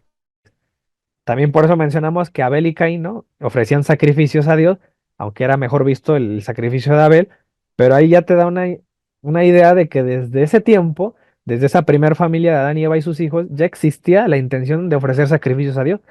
Por ejemplo, cuando llega a tierra firme Noé, dice, edificó Noé un altar a Jehová y tomó de todo animal limpio y de toda ave limpia y ofreció holocausto en el altar, dice, y percibió Jehová olor grato. Vean que en todas las alianzas hubo un sacrificio de por medio. Con Abraham también, ¿no? Le dice Dios, toma ahora tu hijo, tu único Isaac, a quien amas, y vete a la tierra de Moria y ofrécelo allí en holocausto. Quedamos acá que en Éxodo 24:8, que también hace rato la leímos, que también, ¿no? A través de la sangre de animales se hace un pacto o la alianza a través de un sacrificio. Y también con David lo vimos. David ofrece sacrificios, pero el cumplimiento de la alianza davídica está en Salomón cuando termina el templo. Por eso cuando termina el templo ahí en 1 Reyes 8, en el verso 62 en adelante dice, entonces el rey y todo Israel con él sacrificaron víctimas delante de Jehová y ofrecieron Salomón sacrificios de paz, los cuales ofreció a Jehová 22,000 bueyes y 120,000 ovejas. Dice, así dedicaron el rey y todos los hijos de Israel a la casa de Jehová. Entonces, ya culminada la casa o el templo, ahí estaba el cumplimiento de ley de, perdón, la alianza con David. Todo lo que tenemos es que hay un cumplimiento de la alianza a través de un sacrificio. Y, y digo, nada más ahorita, importante destacar, hablando de los sacrificios, que, bueno, había dos tipos, ¿no? El incruento y el cruento. Entonces, el cruento son todos estos que he mencionado aquí, que donde tiene que haber sangre, ¿no? Un derramamiento de sangre. Y estaban también los sacrificios incruentos. Por ejemplo, ahí con Moisés, en el libro de Levítico, sí se menciona, ¿no? Por ejemplo, cuando Moisés tiene que hacer el pan de la presencia, Dios dice que ofrecerán, ¿no? O comerán del pan y también tomarán libaciones de vino, así lo menciona. Entonces era un pan y un vino de la presencia y ese pan estaba enfrente del arca, ¿no? Por eso llaman como pan de la presencia o pan del rostro de Dios. Y entonces eso era también un sacrificio, considerado un sacrificio que tenían que hacer los sacerdotes. Y curiosamente, te digo, ese pan nadie lo podía ver. em, Siempre era un pan guardado en el templo, porque nadie podría entrar a ese lugar, solamente los sacerdotes. Y ya, como ya saben, en el arca, el lugar del arca era un lugar todavía más escondido, en donde solamente el sacerdote entraba. Entonces, todo esto era, acuérdense, figuras, ¿no? De lo que iba a traer Cristo. Ya quedamos que el templo iba a ser figura como del cielo, ¿no? Por eso Cristo va a estar ahora un nuevo templo, o va a abrirnos la puerta a un nuevo templo, que ya lo vimos la vez pasada cuando se rasgó el velo. Entonces, ¿por qué lo menciono? Porque a lo mejor cuando hablo de todos estos sacrificios, les puede quedar la duda de decir, bueno, entonces, pero la Eucaristía, ¿en qué se parece a todo eso, no? Bueno, pues lo vamos a ir a ver con calma en la siguiente sesión, yo creo, que nos dé tiempo. Y voy a hablar de este tipo de sacrificios. En hebreo le llaman minja a eso. La minja era las ofrendas de cereales, ¿no? El pan de trigo. Entonces, había una tradición judía, ahorita la cita no la recuerdo, pero la mencionaba un rabino, lo estaba leyendo la otra vez, de que ellos decían y creen que va a haber un punto en el cual se iban a terminar los sacrificios cruentos, es decir, con derramamiento de sangre, y solamente se iba a quedar, eso creen, fíjense, eso creen los judíos, se iba a quedar la minja, es decir, el sacrificio incruento. Entonces, cuando uno voltea a ver a los católicos, dices, oye, pues ahí está el cumplimiento de lo que ellos dicen, ¿no? Se quedó ese sacrificio, ¿no? El del cereal, pues, el del pan y el vino. Y justamente por eso yo les decía, ¿no? La vez pasada que muchos judíos que se convierten al catolicismo tienen o mencionan eso, dicen ellos que de acuerdo a las raíces que ellos tienen, a lo que se les ha enseñado en el judaísmo, ellos encuentran mucho cumplimiento, ¿no? O todo el cumplimiento del judaísmo está en la Iglesia Católica. Por eso hay la liturgia, ¿no? La liturgia que nosotros manejamos es muy semejante a la que ellos tienen, el hecho de usar velas, incienso. eh, También ellos lo hacían porque la liturgia representa figuras de lo que ocurre en el cielo. En realidad el culto de la misa es, es vivir el cielo en la tierra. Entonces, y lo vamos a ir viendo, ¿no? Cuando veamos la alianza con Cristo con más profundidad, van a ir viendo y le van a encontrar un mejor sentido a la misa cuando ustedes la presencia. Yo cuando me enteré de todo esto fue cuando me gustó más la misa, ¿no? Tanto así que eh, yo incluso menospreciaba un poco la liturgia, ¿no? No se me hacía con mucho, eh, no le veía mucho sentido hasta que me leí un libro donde se habla de la liturgia y me di cuenta, ¿no? Que es tan importante. Y de hecho los protestantes también que se convierten al catolicismo es lo que ellos admiran mucho, porque ellos no tienen liturgia, ¿no? El protestante es espontáneo y da sus cultos como pues se le ocurre ese día, nada más se lee la Biblia y ya, y todos gritan y hablan, ¿no? Pero el católico es muy, muy simbólico, ¿no? Y tiene mucha carga simbólica en la iglesia, desde cómo está decorada, la ubicación que tiene a veces, la construcción, ¿no? Todo eso apunta también a cosas bíblicas y las imágenes incluso, ¿no? Nos transmiten algo, nos dan enseñanzas bíblicas. Y no se diga el culto, ¿no? Mientras el sacerdote entra, cuando el sacerdote sale, cuando el sacerdote habla, las oraciones que se dicen, las plegarias eucarísticas, ¿no? Todo tiene que ver, ¿no? Con un cumplimiento que se está dando en Cristo. Entonces, ¿qué esperaban los judíos del Mesías? Bueno, aquí se pueden mencionar varias cosas. Ahorita nada más lo voy a dejar en este esquema, pero ya cuando entremos de lleno en la alianza con Cristo, voy a explicar cada uno de esos puntos, lo que el judío esperaba, y para que se den cuenta que verdaderamente Cristo sí cumplió la mayoría de expectativas de que esperaban, o sea, los judíos. Digo la mayoría, porque sí había un sector de judíos que, como en el año 63 antes de Cristo los romanos pues conquistan Jerusalén. Acuérdense que hubo una batalla, ¿no? La de los macabeos, que fue anterior, antes de Cristo, fue por ahí del 200 antes de Cristo, y por Antíoco Epifanes cuarto, que quería oprimir su religión. Entonces ellos se liberan, ¿no? de esa opresión. Y por eso es importante, ¿no? El libro de Macabeos, también aparte de que se mencionan otras cosas que consideramos palabra de Dios los católicos. Después, unos años después, los romanos los invaden, y ahí es donde llega Cristo, en ese contexto sociopolítico. Cuando Cristo llega, los romanos ya tienen dominio, ¿no? El César, por eso dicen, ¿no? Se menciona mucho en los evangelios, el tema del César, porque hay un dominio romano en Jerusalén.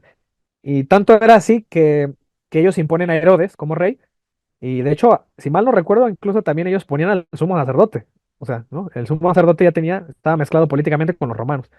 Por eso cuando se le aplica el juicio a Cristo, pues no nada más se aplican los juicios judíos, ¿no? Con Anás, con Caifás, sino que también tiene que haber un juicio de parte de Poncio Pilato, ¿no? Y de los romanos ya, obviamente. Entonces se le aplican como 5 juicios a Cristo, ¿no? Imagínense, en 5 lugares distintos. Lo vamos a mencionar también cuando hablemos de ya del tema de la crucifixión. Pero lo que les quería decir era eso, ¿no? Que Cristo está en ese contexto de los romanos, y por lo tanto, una de las expectativas de los judíos era que ese nuevo Mesías iba a ser un militar, un político que nos iba a liberar de los romanos. Ellos pensaban eso, pensaban así, porque dijeron, si los romanos nos invadieron, ¿no? Y se están metiendo en nuestra cultura, pues ese Mesías nos va a liberar de los romanos. Y en parte sí, tal vez, ¿no? Pero no era como ellos querían. O sea, imagínense, ellos imaginaban un Mesías guerrillero, ¿no? O sea, se iba a armar una guerrilla e iba a luchar contra los romanos. Y Cristo sí les trae una lucha, pero no es una lucha como ellos quisieran, ¿no? Querían. Es una lucha contigo mismo, contra tu pecado. Porque para Cristo es más importante primero vencerte a ti mismo, vencer tu pecado, y Él te trae una alianza de amor, ¿no? Y obviamente el judío, pues, yo creo que se sacó de onda, ¿no? Porque dicen, oye, pero no nos ibas a mandar a la guerra. No, pues sí, pero es una guerra contigo mismo, para que te enseñes a amar a tu prójimo, y según Cristo, eso es lo que nos iba a traer la paz, ¿no? El amarnos los unos a los otros. Entonces, esa es la lucha que hacemos hasta el día de hoy, ¿no? Que se supone que los católicos hacemos, y demás cristianos, corrientes cristianas, tienen ese ideal de transmitir el amor al prójimo, porque eso va a detener las guerras y va a detener todo. Entonces, así nos podemos llevar bien todos, ¿no? Esa era la expectativa, bueno, lo que Cristo propone, aunque no a todos los judíos les gustó. Pero sí, unas expectativas que tenían los judíos, por ejemplo, es que si ese Mesías era un nuevo Moisés, pues iba a instaurar una nueva Pascua, que ya lo mencioné, un nuevo Éxodo, y va a haber un nuevo maná. Y digo, esto es curioso porque esto del nuevo maná, eso sí es cierto, sí los judíos lo esperaban, y, o sea, sí esperaban un milagro como ese, un alimento nuevo que iba a traer el Mesías. Y obviamente esto no tiene cumplimiento en el protestantismo, esa expectativa, pero en el catolicismo sí, porque ese nuevo maná para nosotros es la Eucaristía.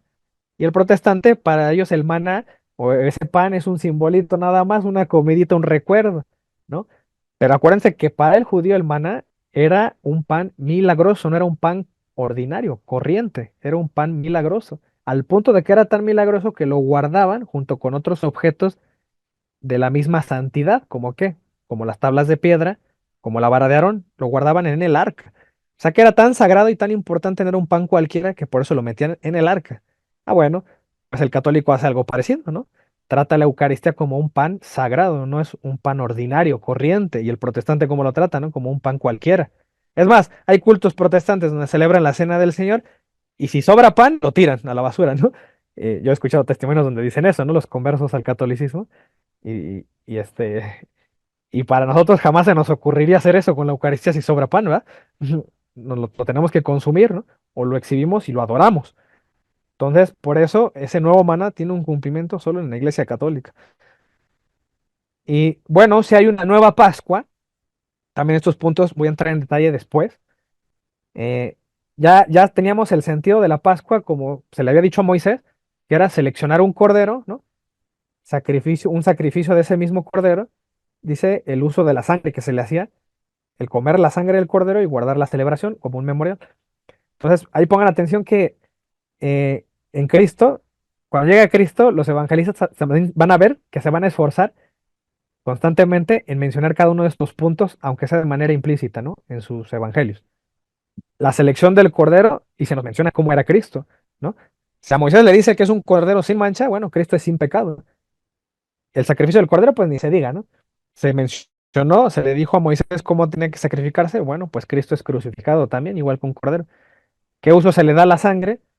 Bueno, en la primera Pascua la sangre se utilizó para marcar las puertas, ¿no? Para que el ángel exterminador no llegara y brincara ahí, ¿no? No tocara a los primogénitos del pueblo de Israel.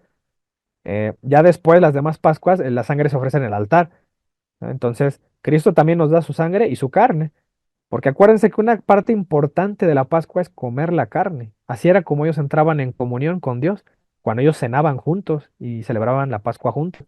Ah, bueno, el católico hace lo mismo, también come. En el culto comemos también, por eso está la Eucaristía. Y la otra es que esa celebración sea perpetua, se guarde, sea un memorial. Ah, bueno, entonces la Eucaristía no tiene sentido si solo es un simbolito, nada más, ¿no? Si solo es una comidita. Tiene que ser Cristo la Eucaristía, para que yo pueda participar, así como los judíos participaban del Cordero y lo comían y entraban en comunión. Bueno, pues yo me debo comer a Cristo. Por eso Cristo dice, el que me come, ¿no?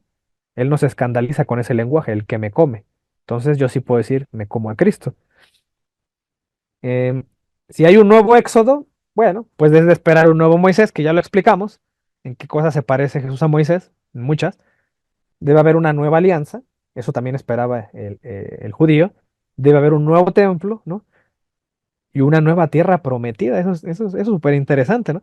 Porque Cristo también nos trae una nueva tierra prometida. Entonces, todo lo que fue el pueblo hebreo fue figura, ¿no? De lo que iba a hacer la iglesia. Y así como Moisés guió al pueblo hebreo, Cristo guía a su iglesia, no la abandona, así como Moisés no abandonó a su pueblo. Bueno, el nuevo Moisés no abandona a su iglesia, porque eso de que se corrompió y de que llegó Constantino y que el último apóstol que se murió desde ahí se corrompió, eso es falso, ¿no?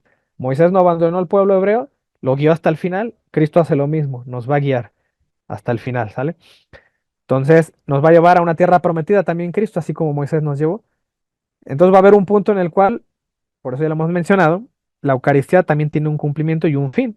Así como el maná dejó de darse o de entregarse al pueblo cuando llegaron a la tierra prometida, bueno, cuando nos toque llegar para allá, para el cielo, que es la tierra prometida, el nuevo Edén, eh, entonces ahí, o la Jerusalén celestial, eh, ahí pues ya no va a tener caso, ¿no? La Eucaristía, porque pues ya vamos a estar en presencia de Dios, ¿no? Ya no lo vamos a tener ya solo como pan, ¿no? Sino vamos a estar en la visión beatífica, ¿no? A los que nos toque pues esa parte, vivirla. Y bueno, pues eso sería todo. Está Bien, en Diego, muy silencio. bien, Diego. Muy bien. Perfecto. Entonces, ya terminamos aquí la parte número 10. Entonces, a ver, ¿quién quiere comentar sobre el tema? Diana. Hola, buenas noches. Pues como siempre, me gustó, me encantó el tema, me gustó mucho cómo lo expone Diego, súper claro y todo tiene sentido, todo, o sea, va como conectando con todo lo que hemos visto y eso a mí me encanta, me llena mucho. Y bueno, cuando estaba comentando la parte de los sacrificios, por estar anotando, de pronto perdí como un poco el hilo ¿no? del tema, pero también porque me estaba acordando que, digo, yo sé que lo he comentado siempre, me disculpo, pero también es algo que en algún momento me han cuestionado. Me decían que porque Dios, eh, ¿cómo decirlo?, aceptaba los sacrificios, ¿no? Por ejemplo, los sacrificios de los animales. O sea, ¿a él de qué le servían esos sacrificios, no? Matar a un animal, no sé, cortarlo, por ejemplo, la sangre, ofrecer la sangre. O sea, Dios, ¿qué hacía con eso, no? O sea, si no se lo iba a comer, por ejemplo, ¿no? Entonces, ¿por qué un sacrificio le era grato a Dios? En algún momento me cuestionaron. Y luego también la parte de que estaba comentando, yo sé que él comentó, él dijo que más adelante lo vamos a ver, que él nos lo va a explicar, pero bueno, ahorita es como algo que quiero comentar. que también en algún momento dicen, bueno, ¿por qué si la iglesia bueno, Jesús proclama la humildad? ¿Por qué las iglesias tienen que ser tan suntuosas? Por ejemplo, que hay iglesias en donde hay oro, que están así muy bonitas. Y yo le decía a esta persona, pues, que justamente porque lo bello representa a Dios aquí en la tierra, ¿no? Pero eso no fue esa respuesta, y sí, sé que a lo mejor mi respuesta no fue totalmente, digamos, adecuada o completa, pero no le satisfizo, ¿no? O sea, él decía, no, o sea, si la iglesia proclama humildad o Jesús proclama y vino a enseñar la humildad, ¿por qué las iglesias tienen que ser así? ¿No? Yo sí entiendo que es justamente porque es como ofrecerle a Dios lo más bello porque es lo más excelso, pero igual esa respuesta no es suficiente y supongo que cuando veamos esta parte de la liturgia, porque hay simbolismos en todo, pues igual lo voy a entender, pero bueno, nada más les quería comentar. Muchas gracias. Muy bien. Bueno, yo nada más quiero mencionar acerca de la pedagogía que hay detrás del sacrificio, porque sí es cierto, para Dios, hay un salmo que dice, eso no me acuerdo cuál era, pero dice que incluso Dios reclama, ¿no? Que para qué quiere sacrificios si Él conoce a toda su creación, si a Él le pertenece toda su creación, ¿no? Como, o sea, como nosotros le ofrecemos a eso que de por sí es de Él, ¿no? O sea, entonces, ¿qué sentido tendría el sacrificio? Pero, bueno, sí es cierto eso, ¿no? En parte es cierto, pero aún así uno ve que Dios desea el sacrificio, por eso le pide a Abraham, entrégame a tu hijo, ¿no? Por holocausto. Y Dios ve con olor grato, por ejemplo, el sacrificio de Noé, así lo menciona la Escritura, para él fue olor agradable el sacrificio que hace Noé. Entonces, ¿qué me quiere decir Dios con esto, no? Y va a haber citas, que también ya las mencioné, en las cuales se menciona, ¿no? O hay un reclamo de parte de Dios de que qué sirve los sacrificios si no hay obediencia, ¿no? Entonces puede confundirnos eso y puede hacernos pensar que a Dios no le interesan mucho los sacrificios, pero también hay citas donde se nos habla donde Dios pide sacrificios. De hecho, el Levítico trata de eso, casi todo, de cómo deben hacer sacrificios y es una orden de Dios al pueblo, cómo deben hacer los sacrificios, ¿no? Entonces, hay un punto, por ejemplo, importante, que el sacrificio es también un reconocimiento de la soberanía de Dios. En última instancia, también es un poco reconocerle como creador y le estamos entregando algo que a Él le pertenece, que Él nos lo dio, se lo entregamos a través del sacrificio. Por eso hay sacrificios de gratitud, ¿no? También hay sacrificios para sellar alianzas, ¿no? Que ya los mencionamos. Por ejemplo, cuando Abraham parte animales. Eso fue un deseo de Dios, le dijo parte a los animales. Entonces era una manera de que a través de la sangre representar que si uno quebranta el juramento, le iba a pasar lo mismo que a los animales, ¿no? Hay, por ejemplo, sacrificios que son para perdón de pecados, ¿no? Que lo vimos ahí en Efesios, perdón, en Levítico 5:5, cuando vimos la confesión de pecados, que era figura de la confesión. Entonces vemos que ahí hay un sacrificio y ahí lo que Dios quiere enseñarnos es lo que dice el apóstol Pablo, que el pecado trae la muerte. Y lo que él quería que vieras no es que le sirviera tanto a Dios eso, ¿no? El sacrificio, sino que él quería que tú vieras, era la pedagogía, de que cuando tú pecas, muere alguien. ¿No? Es decir, te perdona a ti, pero debes entregar la vida de alguien, para que tú veas que por ti está muriéndose alguien. Y eso iba a ser también figura de lo que vendría más adelante, ¿no? Que ahorita ya nos hacen sacrificios de animales, pero aún así Cristo nos habla de una muerte, ¿no? Que viene después, una segunda muerte, ¿no? El Apocalipsis habla. Es decir, que de eso no nos escapamos. O sea, al final el pecado, si nos consume, también nos espera una muerte. Y Dios te lo advierte antes a través de un sacrificio, que el pecado trae muerte, ¿no? Entonces, una manera de enseñarnos, de que Él nos está enseñando. No es tanto que Él le, ¿no? Que, como dices, que le sirva la sangre, de que de algo le guste, si es de su creación, si es de Él, a Él le pertenece, ¿no? Entonces, digo, yo eso es lo que diría respecto al sacrificio. Pero eso también es, por eso, entender el contexto judío, cómo ellos lo enseñaban y cómo lo aprendieron, ¿no? Cómo lo discernían. Porque si uno da su opinión ahorita, después de 20 siglos de que vino de Cristo, ¿no? Pues claro, los animales ya no, bueno, en nuestros tiempos ya los sacrificios de animales pues ya son obsoletos, ¿no? Pero en ese momento, en ese contexto histórico era así la enseñanza, ¿no? De Dios, la pedagogía era así. Ahora pues nos salvamos por el sacrificio único de Cristo y ya no hay más sacrificios, ¿no? Es el único. Entonces, pero ya es diferente, pues. Nada más, no sé. ¿Ibas a mencionar algo, Ryu? Sí, sí, recordemos siempre tener en cuenta que si nos está preguntando un ateo, obviamente, algún defensor de los animales, ¿sí? Algún defensor de los árboles, de las plantas, ¿no? Los de ecología. Normalmente ellos hacen, sí, ellos hacen esas preguntas. Por ejemplo, los que protegen los animales, pues muy fácilmente te pueden decir, oye, pues ¿para qué qué necesidad hay de matar animales? Si los animales, incluso ellos te pueden decir, incluso los animales no hay ninguna diferencia entre nosotros y los animales. O sea, somos iguales, ellos nos pueden decir así, ¿no? Nosotros sabemos que sí, hay muchísima diferencia. Está el alma, el espíritu, que es imagen y semejanza de Dios. Pero bueno, no nada más los animales, porque viéndolo desde el punto de vista del ser humano, a nosotros se nos hace catastrófico que hasta un insecto muera. ¿Se dan cuenta? Pues claro que sí, es algo muy feo que hasta un insecto muera, desde el punto de vista del ser humano. Pero nosotros somos cristianos, nosotros creemos en Dios. Y nosotros nos regimos por las leyes y la moral de Dios. Y por lo tanto nosotros sabemos, si tú, ateo, tienes esa idea, bueno, está bien que me platiques tu idea, pero yo te voy a platicar la mía, te voy a expresar la mía. Y la mía es por medio de la fe en Dios. Tal vez te parezca un Dios castigador, un Dios malo, un Dios incoherente para ti, porque lo estás viendo de una forma nada más humana.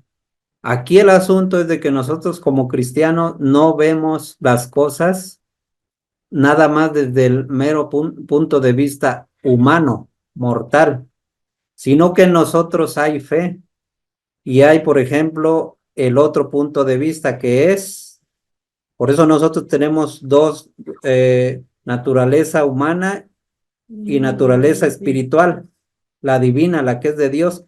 Y como decía Diego, esa se la debemos a Dios. Y nosotros, entonces, como nosotros tenemos mínimo esos dos puntos de vista, no nada más uno como el ateo sí, como el ateo, vamos a decirlo así, porque ellos no creen en Dios, ¿no? Entonces nosotros sí lo vemos, lo debemos ver, nos cuesta trabajo y precisamente esa es la lucha constante de la cual nos habla San Pablo, la lucha constante entre nuestra naturaleza espiritual y nuestra naturaleza mortal. Entonces nosotros los cristianos sí vemos esos dos puntos de vista bien importantes. Entonces, para Dios es igual de importante, o bueno, vamos a decirlo así, para Dios es igual de importante el punto de vista mortal y que el punto de vista espiritual, porque venimos a cumplir una misión, pero sabemos que hay una vida eterna, una vida después de esta vida. Entonces, esta vida estuvo ya, lacerada, estuvo lastimada ya por el pecado. Entonces, por eso de eso Dios nos vino a salvar precisamente para ir a la segunda vida, que es la espiritual, como cuando dice en Mateo 10:28, no teman a los que solo pueden matar su cuerpo, teman más bien al que puede matar su cuerpo y su alma en el infierno.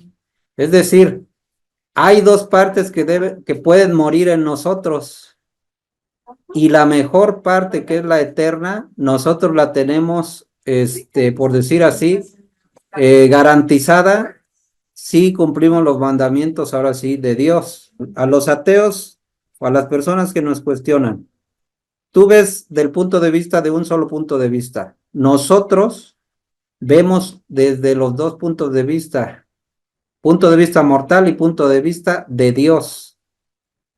Se nos complica, pero nosotros debemos de ver así la vida. Entonces, para Dios, si muere un animal, es su criatura, vamos a decirlo así, es su criatura. Si muere un ser humano, es su criatura. Él tiene un plan bien específico, ya lo tiene Dios, su plan para la segunda vida, vamos a decirlo así. Entonces, nosotros debemos de saber que sí debemos de morir, porque también nos lo dice muchísimas veces, ¿no? Y una cita que se me viene a la mente es cuando dice, el grano debe de morir para dar vida, algo así, ¿no? Si el grano de trigo no muere, no puede dar vida. Eso es lo que nos da a entender. Entonces, para nosotros no es tan importante la vida mortal, vamos a decirlo así, ni debe de ser lo prioritario, ¿no? La vida mortal. Y también San Pablo nos los ha dicho muchas veces, que él preferiría ya morir de esta vida, ya salir de esta vida mortal, o sea, morir mortalmente para reunirse ahora sí con Cristo.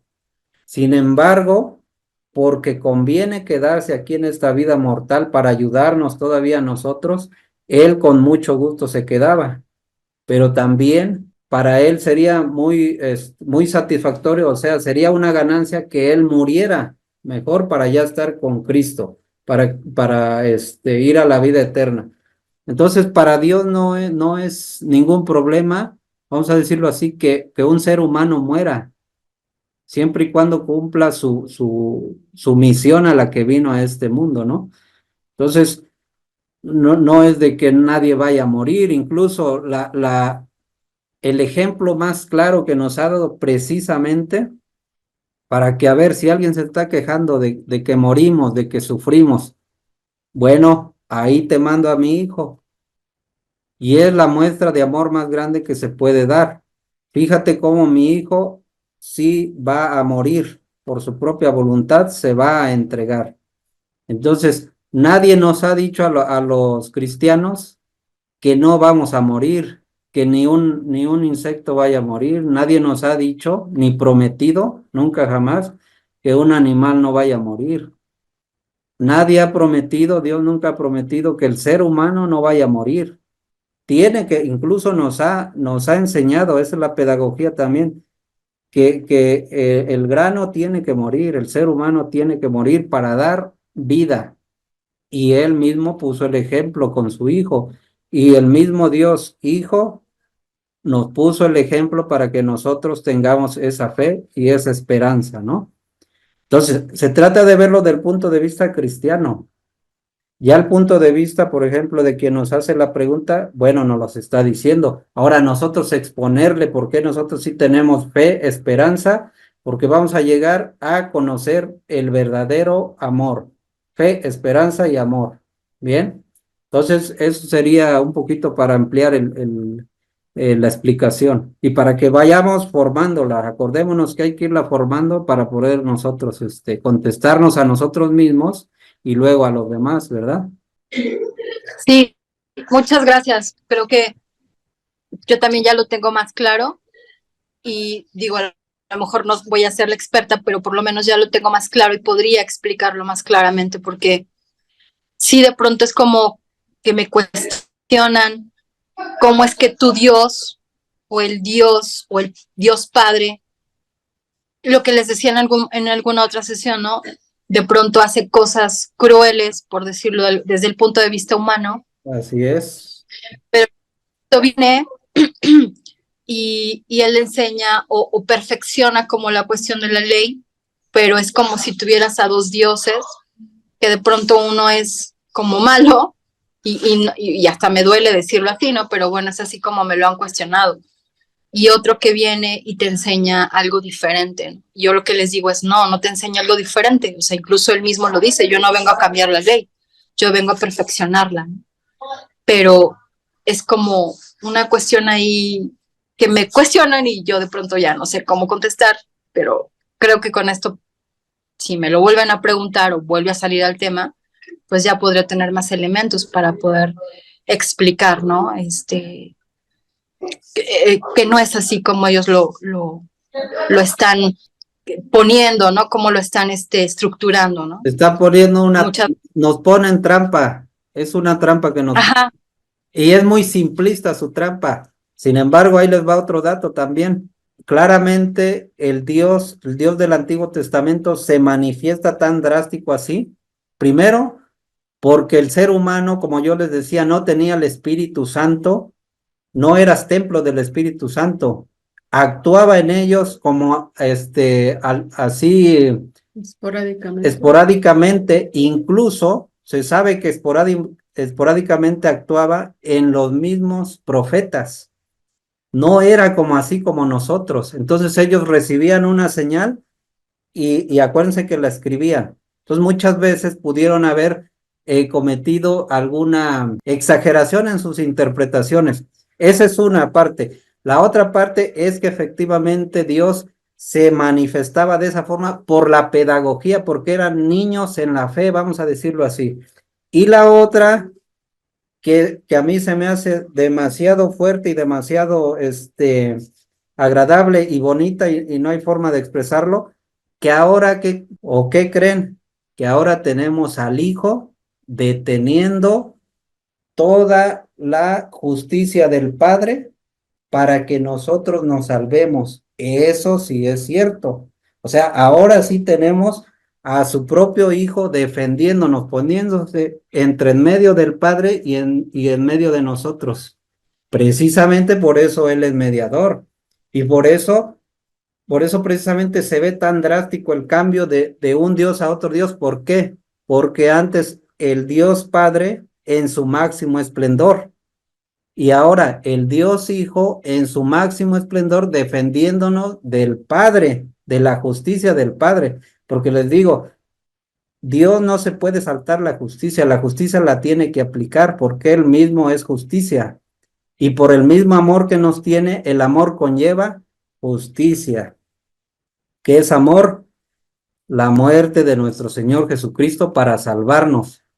Entonces, imagínense, y los ateos o las personas que no tienen conocimiento de la Biblia hacen muy simplista su deducción y dicen, si hablan de amor, entonces ¿por qué sufrimos? Ah, caray, espérate, es que el amor conlleva sufrimiento.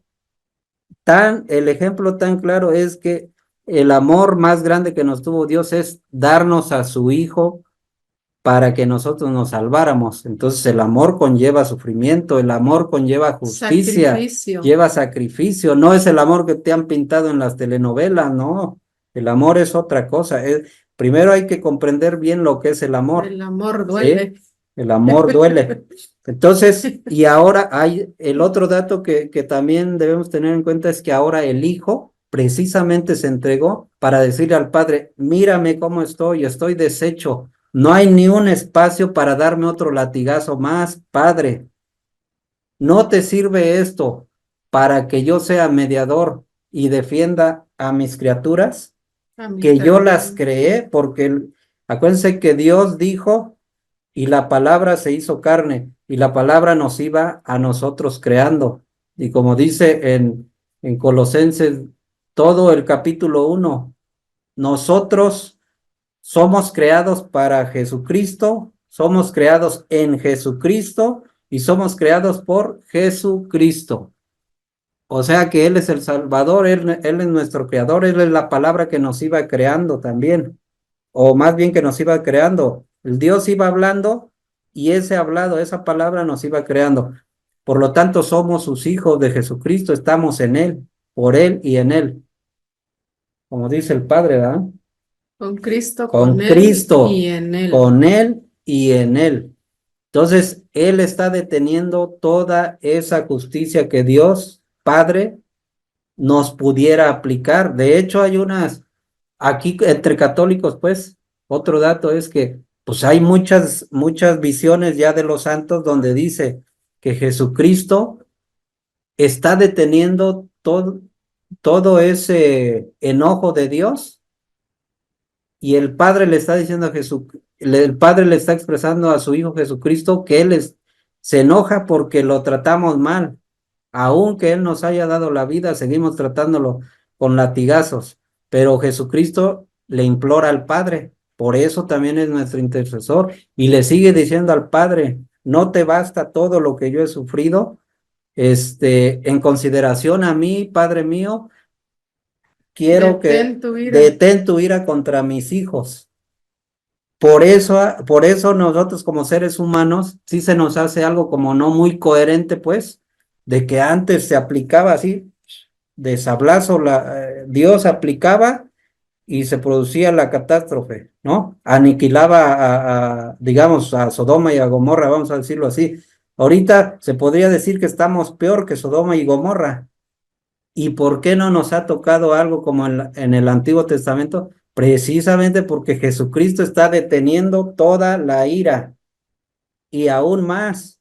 Nuestra madre, la Virgen María, también está intercediendo también a su Hijo para que también Detenga esa ira, detenga Dios. toda esa ira. Entonces, y los santos también, ¿no? Sí, de Entonces, hecho, pues están las revelaciones de los santos. Mira que ajá, ahora hay revelaciones, las revelaciones ya están. Bíblicamente es así como lo estamos explicando, y ahora en el asunto de las revelaciones también ya se nos está explicando más todo eso, ¿no? se nos está dando a conocer también esas revelaciones de los santos. Así es. Entonces, sí hay un abismo, pero es un abismo para el ser humano, no porque realmente existe ese abismo, ¿no? Para comprender todo ese misterio que San Pablo nos los quiso explicar, y de hecho nos los explica. Si leemos todas las cartas de San Pablo, ahí vamos a entender todo lo que nos quiere explicar, y él nos dice que es un plan misterioso que Dios no se lo reveló a los hombres del Antiguo Testamento. Apenas lo sigue revelando a su iglesia y nos lo sigue revelando a nosotros. Nada más que pues sí, todavía es muchísima vitamina para irlo. Los santos lo han ya asimilado y descifrado, pero pues a nosotros nos falta, ¿no? Sí. Y sí sé que me falta mucho por, vaya, tener el conocimiento para poder dar respuestas a ese tipo de preguntas, porque sí de pronto son como muy fuertes, ¿no? Y entonces dices, bueno, ¿cómo te puedo explicar que no es así, ¿no? Ujú. O que yo no lo veo así, pero te lo tengo que explicar de manera que tú lo entiendas. Pero bueno, sí. Sí, pero Claro. Muchas está gracias. bien que las vayas expresando para que aquí se vayan aclarando o busque uno aclararlas. Sí. Ujú. Sí, No, exactamente. no, y además buscar es que lo importante también es buscar una explicación, como tú dices, que le satisfaga. Y si no le satisfaga, por lo menos que deje bien claro la posición del cristiano Exacto, y la posición de los exacto. paganos, si no crees. Porque acordémonos que Dios nunca nos ha prometido que todo va a ser un lecho sobre rosas, ¿no? Sí, exactamente. Él nunca nos ha engañado, siempre nos ha dicho la verdad, y aquí hay muerte y aquí hay vida también. Así es que, Exacto. y nosotros por la fe, adquirimos la fe precisamente cuando nos bautizan. Por esa fe nosotros tenemos esperanza y el amor para estar con Él, ¿no? Para cumplir Sí, nuestra sí. misión. O sea, nunca nos ha engañado de que diga, ay, no, yo les dije a los católicos que Iban a ser felices. y van a ser totalmente y sin ningún rasguño. No, la prueba está en Jesucristo, en su propio Hijo, lo entregó. Sí, ¿Eh? Eso es. sí, exactamente. Sí. Muy bien. Bueno, Sale, Diego. Entonces, ya para cerrar, Pues nada más de tarea, léanse los evangelios porque ahora sí vamos a ver eh, el tema digo, no vamos a ver cada detalle de los evangelios, pero sí lo que tenga que ver con la alianza, ¿no? Con la alianza de Cristo. Hay muchísimas cosas que hizo Cristo que se pueden comentar y un montón de cosas que han sido hasta temas de estudio para la gente, pero vamos a hablar en cuanto a lo que se refiere a su pasión, desde la última cena en adelante, yo creo, que tiene que ver con su alianza y a lo mejor cosas que dijo antes, ¿no? Respecto a la alianza que iba a hacer y hasta su crucifixión y muerte. Vamos a platicar de eso para que lo vayan checando ahí en los cuatro evangelios y ahí vamos a hablar en detalle de eso y algunos secretos que hay en la última cena que nunca nadie les ha dicho, pero acá las van a aprender. perfecto. Interesante. Vamos a ver también. Próxima semana. Muy bien, entonces, pues cerramos ya Cristina. esta sesión. Cristina. Cristina, a ver, Cristina, ¿quería decir algo? Ah, bueno, buenas noches. Bueno, No, igual nada más, quería agradecer, estuvo muy buena la presentación. Y igual, ¿no? Comentar que, digamos, el sacrificio al final de cuentas es una parte de entregar de nosotros y es un medio de santificación al final de cuentas.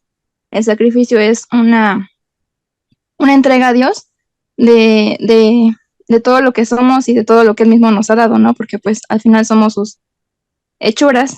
Y como nos decía, ¿no? El santificar está escrito también, sean santos como su Padre Santo. Entonces, aunque muchas veces nuestros hermanos protestantes o separados no quieran verlo de esa manera, pues al final Dios siempre encuentra la manera de poder llegar a Él, ¿no? Y ya nos mostró el camino a través de su Hijo.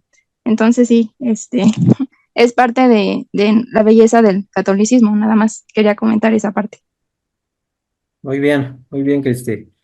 Gracias. Entonces, pues yo creo que ya, ¿no, Diego? Vamos a hacer la oración de salida y Sí. ya para encomendarnos a Dios en esta noche y a nuestra familia también. En el nombre del Padre, del Hijo y del Espíritu Santo. Amén. Bien. Dios, te damos gracias por mostrarnos un día más tu palabra. Permítenos aprender. Danos mucho valor para predicarla. Eh, Danos todo aquello necesario, Dios, que le diste a tus apóstoles cuando les dijiste vayan y prediquen. Permítenos, Dios, también ser un elemento importante de tu iglesia. Tómanos en cuenta para edificar eh, esa casa que edificaste ahí en Pedro, de ahí en adelante. Eh, Permítenos, Dios, mantenerla firme. Queremos pedir también por las otras rocas, que son los obispos, los sacerdotes, los diáconos, el Papa. Pedirte, Dios, por los laicos y por todas aquellas personas que todavía se resisten a entrar a la iglesia, se resisten, ¿no? A esta doctrina que tú nos dejaste, que ha defendido siempre la iglesia por estos siglos. Ayúdanos a custodiarla también y a poder enseñar a nuestros alrededores, a las demás personas que necesitan de ti. Todo esto te lo pedimos, Señor. Síguenos engrandeciendo en conocimiento, danos también el tiempo. Ayúdanos a que estas reuniones se sigan dando. Amén. Amén. Amén. En el nombre del Padre, del Hijo y del Espíritu Santo. Amén. Amén. Muy bien, mis estimados. Muy bueno que estuvieron aquí y nos vemos en la siguiente sesión. Que descansen todos y feliz Navidad, que sigan teniendo feliz Navidad y Gracias. feliz año nuevo. Gracias. Igualmente, muchas gracias. Gracias, de Diana. Dios, Feliz buenas año. noches. Feliz año. Feliz año. Nos Sí, vemos sí, la pues muchas siguiente. gracias. Que descansen. Feliz año. Que Dios bendiga a todas Igualmente. las familias. Nos vemos próximo año. Sí, ¿verdad? Gracias, igualmente. Próximo año. Próximo año. Nos vemos. Sale, Diego. Ya otro video para tu lista de Producción. producción. ¿Vale? Sí. Ándale, Diego, que estés bien. Buenas Hasta noches. luego, Gracias. Diana y Bye. Cristina. Hasta Buenas luego. noches.